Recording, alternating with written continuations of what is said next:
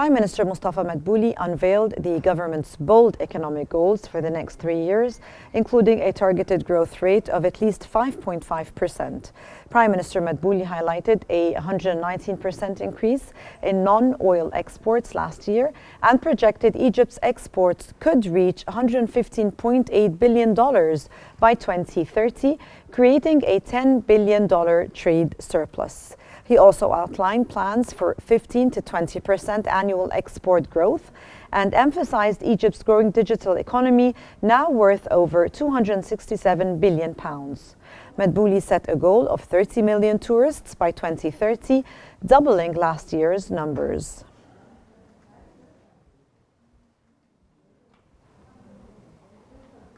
U.S. technology services company Concentrix has signed a Memorandum of Understanding, an MOU, with the Egyptian government to expand its operations by investing $1 billion in the country.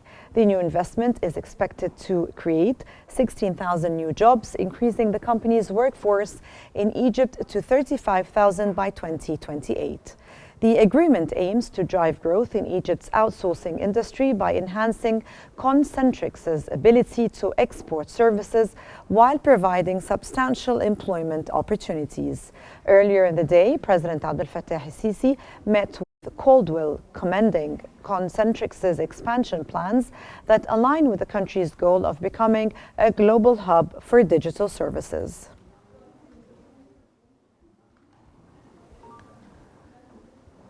And the Central Bank of Egypt has announced that remittances from Egyptians working abroad have reached approximately $26.3 billion during the first 11 months of 2024.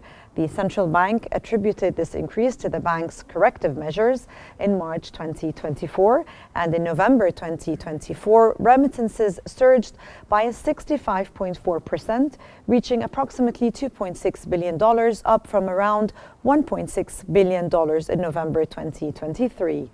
From July to November 2024, remittances rose by 77%, totaling about $13.8 billion, compared to approximately $7.8 billion during the same period in 2023.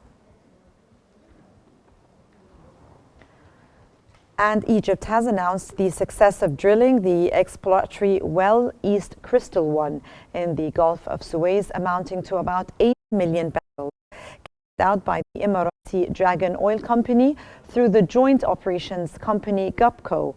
The results of the initial tests showed a daily production of more than 2,000 barrels of crude oil, while the basic honey layer, which is more than 100 feet thick, has not yet been tested.